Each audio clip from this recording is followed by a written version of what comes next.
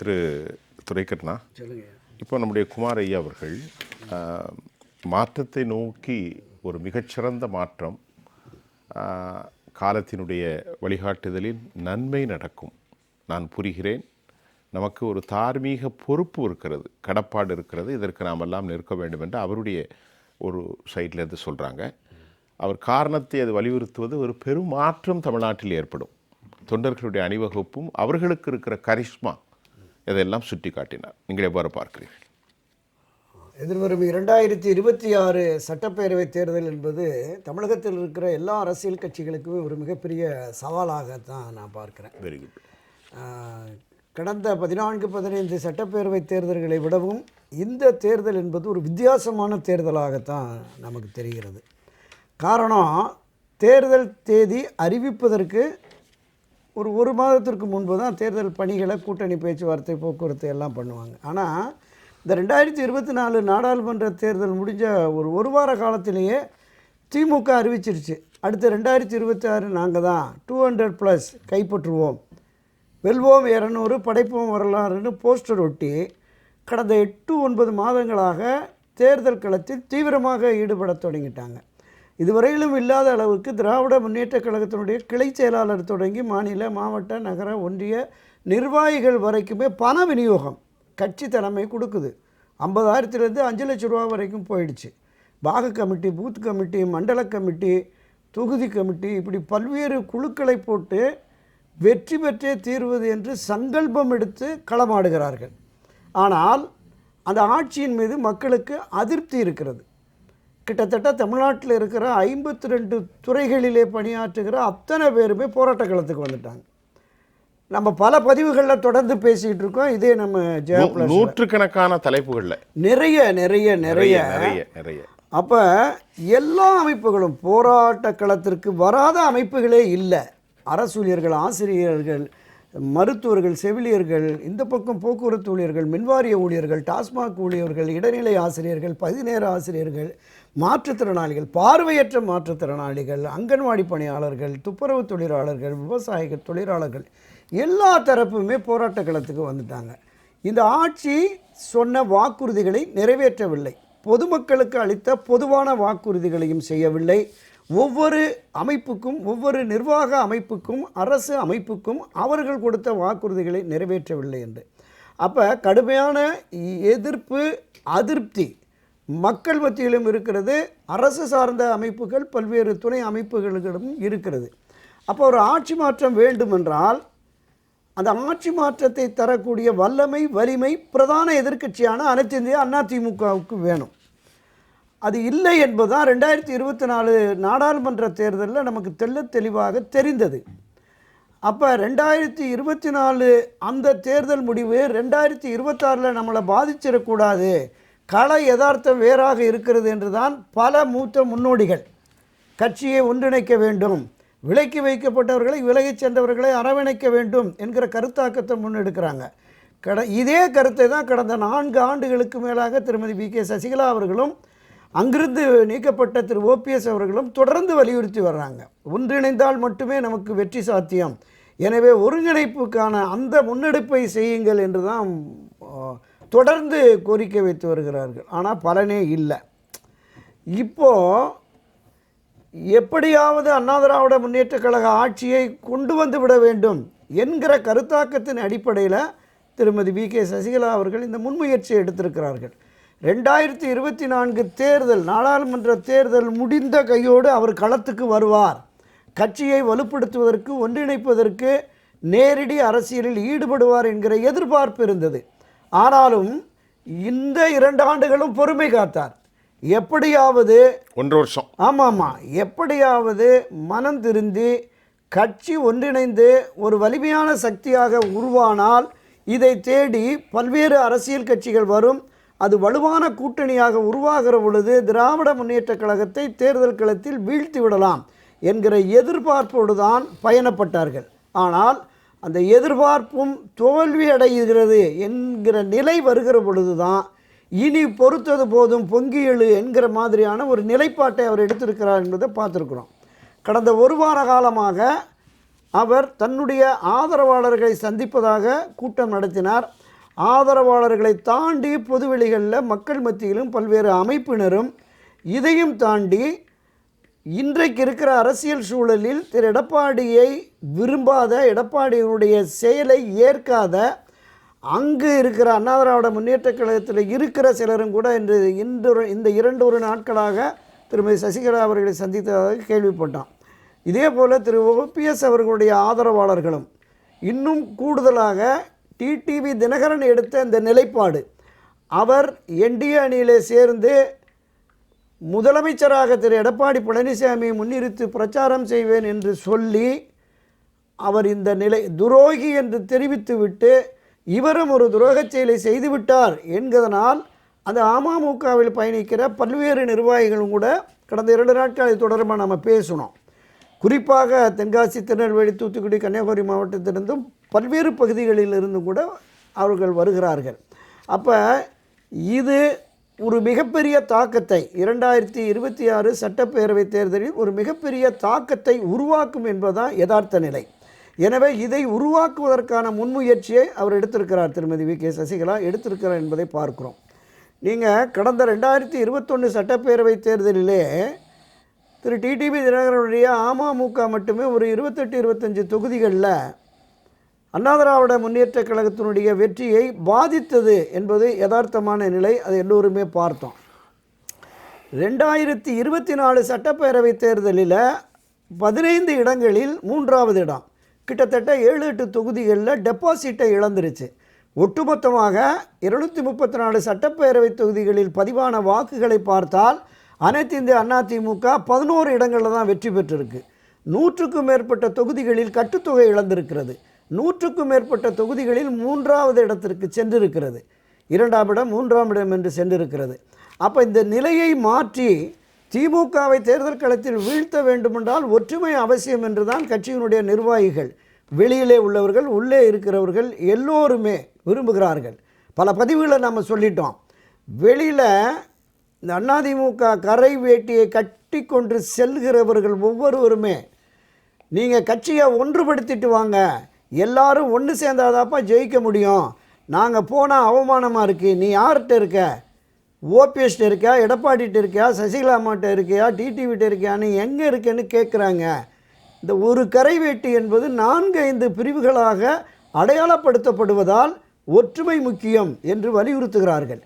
கட்சியின் அடிப்படை உறுப்பினர்கள் காலங்காலமாக எந்த பிரதிபலனையும் எதிர்பாராமல் இரட்டை இலைக்கு மட்டுமே வாக்களித்து புரட்சித் தலைவர் எம்ஜிஆர், அம்மா செல்வி ஜெயலலிதா இவர்கள் வளர்த்தெடுத்த இந்த இயக்கம் தோல்வியடையக்கூடாது, அவர்கள் அறிமுகப்படுத்திய இரட்டை இலை சின்னம் வெற்றி பெற வேண்டும் என்பதற்காக களமாடுகிற அந்த தொண்டர்கள் மனம் சோர்ந்து போயிருக்கிறார்கள். அதனால தான் தொடர்ந்து ஒன்றுபடுவோம், வென்று காட்டுவோம் என்கிற சுலோகத்தை இதுவரையிலும் கடந்த 4 ஆண்டுகளாக சொல்லி வந்த மரியாதைக்குரிய திருமதி வி.கே. சசிகலா அவர்கள் இப்போது களம் காண்போம், அம்மாவின் ஆட்சியை அமைப்போம் என்று களம் இறங்கியிருக்கிறார். பெரும்பாலும் தென் மாவட்டங்களில், டெல்டா மாவட்டங்களில் மிக கணிசமான அளவிற்கு அவர்களுக்கு வாக்கு வங்கி இருக்கிறது. திருமதி சசிகலா அவர்களுக்கும் சரி, திரு ஓபிஎஸ் அவர்களுக்கும் சரி. ஒட்டுமொத்தமாக தமிழகம் முழுவதும் 234 தொகுதிகளிலையும் குறைந்தபட்சம் ஒரு 5-7% வாக்குகள் இருக்கும். தென் மாவட்டங்கள், டெல்டா மாவட்டங்களில் ஒரு 10-12% வாக்குகள் இவர்களுக்கு என்று நிச்சயமாக இருக்கும். எனவே இந்த வாக்குகள் வந்தால் மட்டும்தான் திமுகவை தேர்தலில் தோற்கடிக்க முடியும் என்கிற கருத்தாக்கம் பொதுவெளிகளில், மக்கள் மத்தியில், கட்சியில் இன்று வரை கட்சி முக்கியம் என்று கருதி நடைபோடுகிற தொண்டர்கள் மத்தியிலும் இருக்கிறது. எனவே இந்த நிலைப்பாட்டை திரு எடப்பாடி பழனிசாமி உணராமல் தொடர்ந்து பிடிவாதம் காட்டுவாரேயானால் அவருக்கு தக்க பாடம் புகட்ட வேண்டும் என்று களம் இறங்கியிருக்கிறார்கள். இந்த பாடம் புகட்டும் நிகழ்வு என்பது எடப்பாடிக்கு கூடுதலாக அவருடைய அரசியல் எதிர்காலத்தையே தீர்மானிக்கக்கூடிய பாடமாக இருக்கும் என்பதுதான் என்னுடைய முதற்கட்ட பதிவு.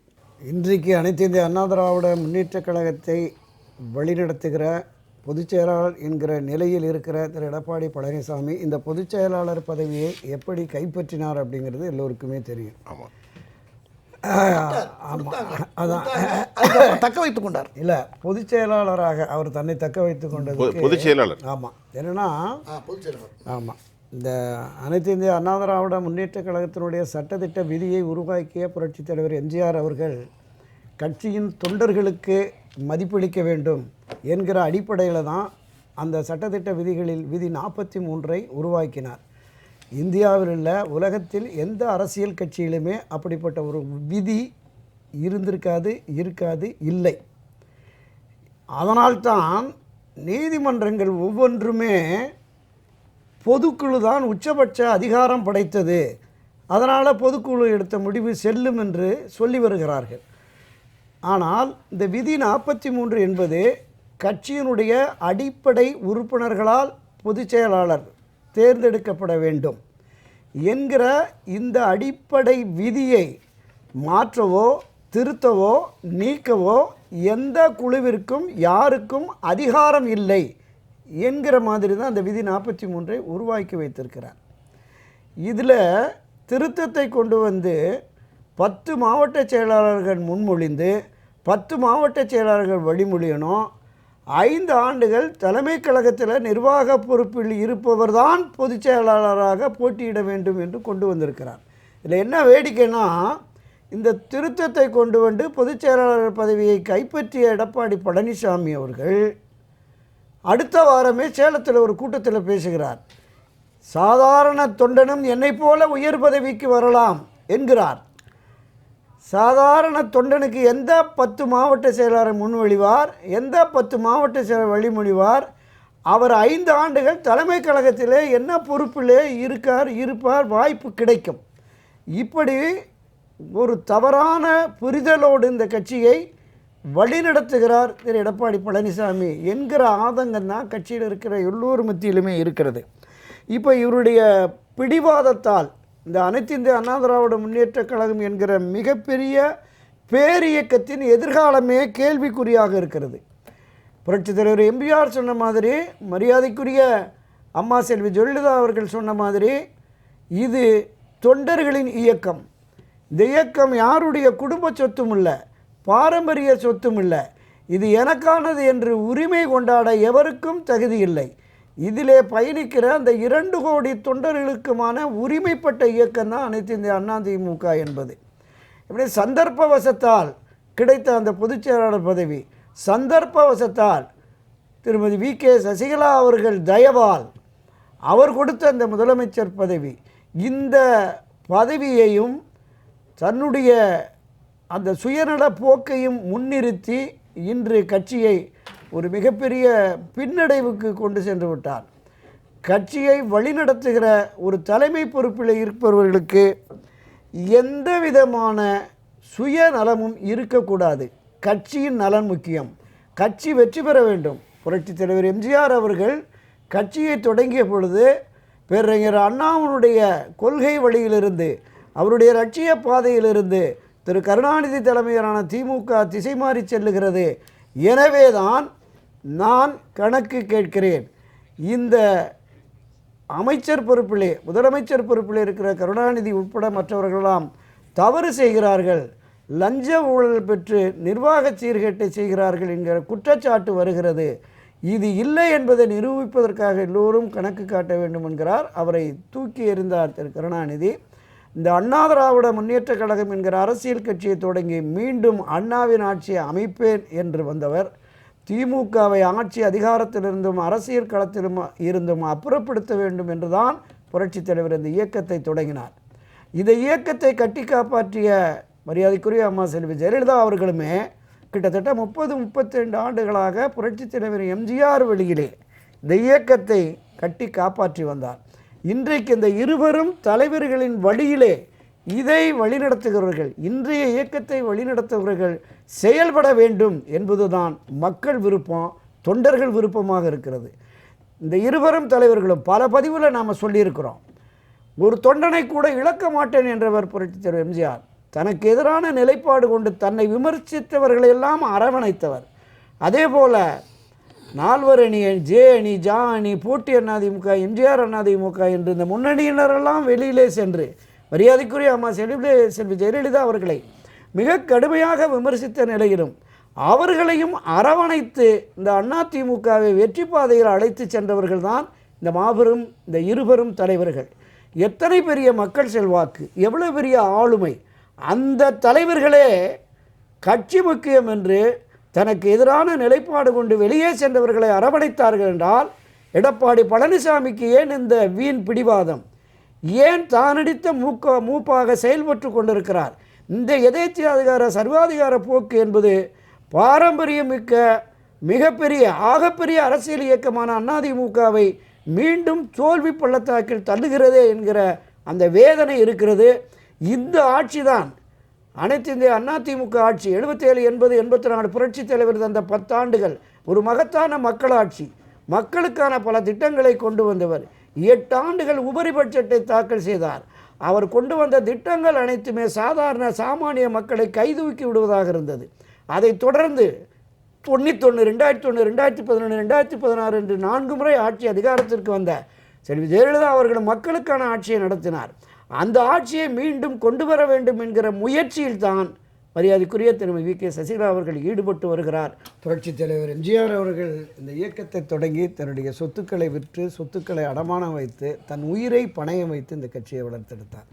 பல்லாயிரக்கணக்கான தொண்டர்கள் உடைமைகளை இழந்து, கைகால்களை இழந்து, மண்டை உடைபட்டு ரத்தம் சிந்தி வளர்த்த கட்சி.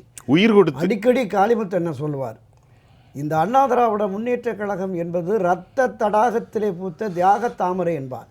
ஒரு மாபெரும் இயக்கம். இந்த இயக்கத்தை வளர்த்தெடுக்க புரட்சித் தலைவர் எம்ஜிஆர் என்ன பாடுபட்டார், அதை தொடர்ந்து இந்த இயக்கத்தை கட்டி காப்பாற்றுவதற்கு மரியாதைக்குரிய அம்மா செல்வி ஜெயலலிதா அவர்கள் எந்த அளவிற்கு பாடுபட்டார். 88, 89 தன்னுடைய உடல்நிலையும் பாராமல், இரவு பகல் பாராமல் தமிழ்நாடு முழுவதும் சுற்றுப்பயணம் செய்து இந்த கட்சியை வெற்றி பாதைக்கு வளர்த்தெடுத்தார். மக்களையும் தொண்டர்களையும் சந்தித்தார். இந்த இருவரும் தலைவர்களிடத்தில் எடப்பாடி பழனிசாமி இந்த இயக்கத்தின் வளர்ச்சிக்காக என்ன பாடுபட்டார், அதுதான் மிகப்பெரிய கேள்விக்குறி. அந்த தலைவர்கள் வெளியில் இந்த இயக்கத்தை ஒன்றுபடுத்தி வெற்றி பாதைக்கு அழைத்து செல்ல அவர் மறுப்பாரே என்றால் காலம் அவருக்கு சரியான பாடம் புகட்டும் என்பதுதான் என்னுடைய இறுதிக்கட்ட கருத்து.